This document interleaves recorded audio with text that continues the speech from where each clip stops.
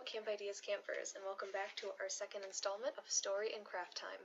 My name is Miss Haley, and today we will be reading Harold and the Purple Crayon by Crockett Johnson. Afterwards, our craft will be a mosaic project using our purple crayon, colored pencil or marker, purple construction paper, white printer paper, and our glue sticks. No other supplies are needed today, so let's get to it. Harold and the Purple Crayon by Crockett Johnson. One evening, after thinking it over for some time, Harold decided to go for a walk in the moonlight. There wasn't any moon, and Harold needed a moon for a walk in the moonlight, so he drew it. And he needed something to walk on, so he drew that too. He made a long straight path so he wouldn't get lost, and he set off on his walk, taking his big purple crayon with him. But he didn't seem to be getting anywhere on the long straight path, so he left the path for a shortcut across a field, and the moon went with him. The shortcut led right to where Harold thought a forest ought to be. He didn't want to get lost in the woods, so he made it a very small forest with just one tree in it. It turned out to be an apple tree. The apples would be very tasty, Harold thought, when they got red.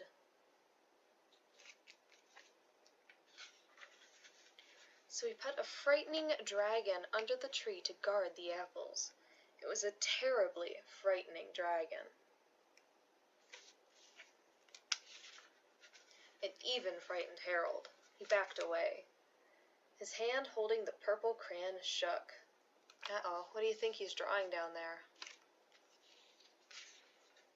Suddenly, he realized what was happening, but by then Harold was over his head in an ocean. He came up thinking fast, and in no time he was climbing aboard a trim little boat. He quickly set sail, and the moon sailed along with him.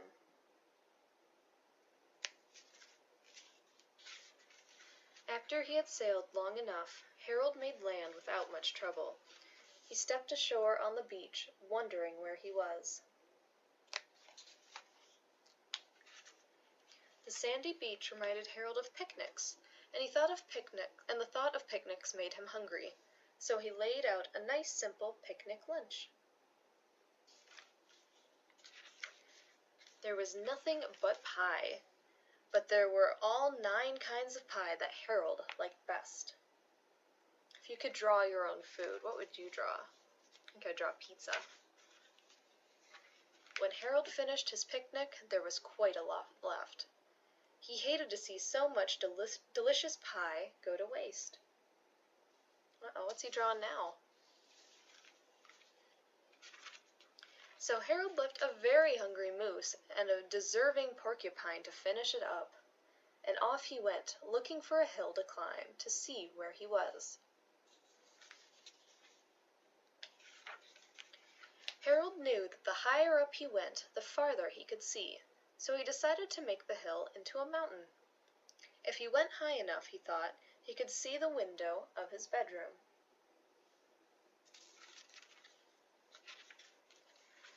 He was tired, and he felt he ought to be getting to bed.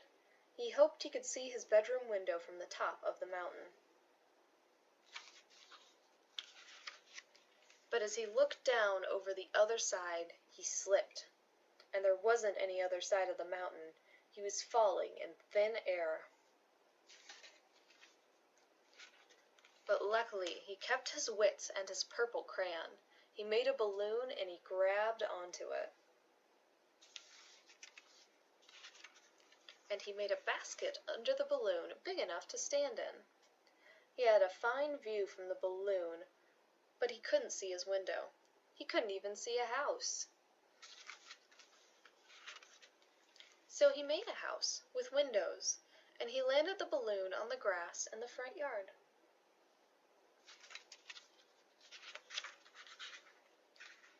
None of the windows was his window. He tried to think where his window ought to be. He made some more windows. He made a big building full of windows. He made lots of buildings full of windows. He made a whole city full of windows. But none of the windows was his window. He couldn't think where it might be.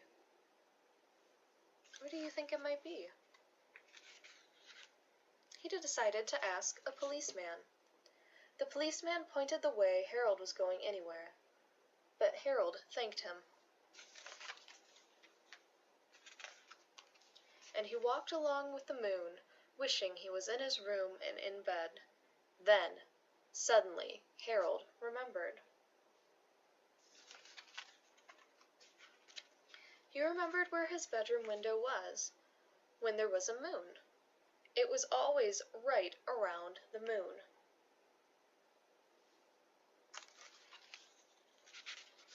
And then Harold made his bed. He got in it, and he drew up the covers. The purple crayon dropped on the floor, and Harold dropped off to sleep. The end. Alright, now on to our craft. Like I said at the beginning of the video, the supplies you will need for today is your purple construction paper, your glue stick, your purple crayon, marker, or colored pencil, and a white sheet of paper.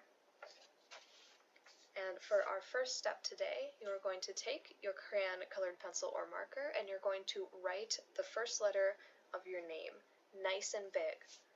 It should cover about 1/2 of your sheet. So, the first letter of my name is H. So we're going to go ahead, draw that nice and big. It should cover just about 1/2, so like that. Now on the other half of your paper, we're going to draw something. You could draw anything you like. It could be a house, it could be a pet. I'm going to go with my favorite animal. So if you're having trouble coming up with something, go with your favorite animal as well. Now mine is an elephant, so I'm going to draw that, and then I'm going to get right back to you. This is how my elephant turned out. Now my drawing is very simple, not a lot of details, because we're going to be covering it with the purple construction paper. So don't make it too hard on yourself. Now, this is my favorite part of making a mosaic, and that is ripping up the paper.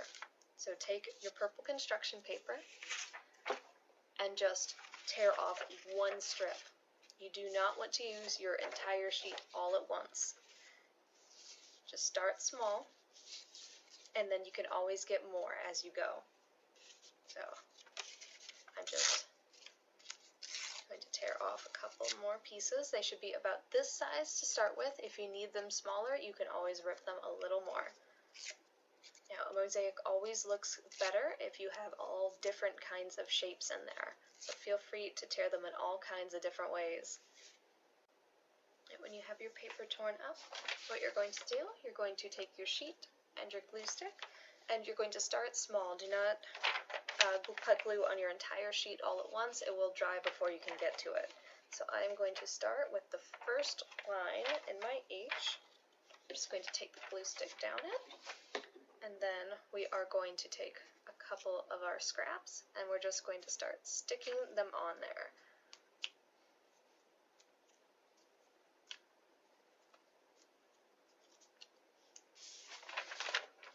It should be how it looks as you start to get going. Now, as you go, it should start to look like this. Now, some of you may just want to keep with sticking the purple construction paper on.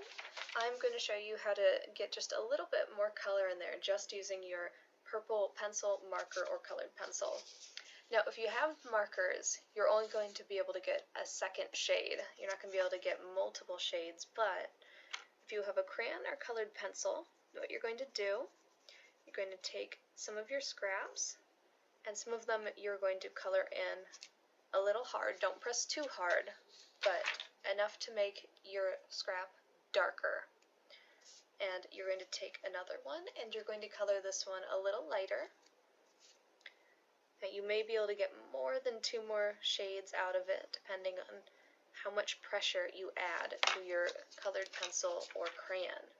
But now, I have 3 different shades of purple on here. It's a little hard to see in this light, but they are all different, and I will show you how they look when we start the mosaic. And that just adds a little bit more color to it. If you also have different shades, like different kinds of purples, you could go ahead and color with those as well to add just a little bit more color on top. We are going to do the same for our second picture, so now I'm going to go ahead and add my mosaic pieces and create my elephant. Alright, and here is how my elephant turned out. Now that is the end of today's craft. If you would like to do something more, you can always take your purple crayon, colored pencil, or marker and just get to drawing like Harold did in his book. My favorite design of Harold's was the deserving porcupine, so I drew him right below my H. I can't wait to see what you guys have done on your purple project. See you next time.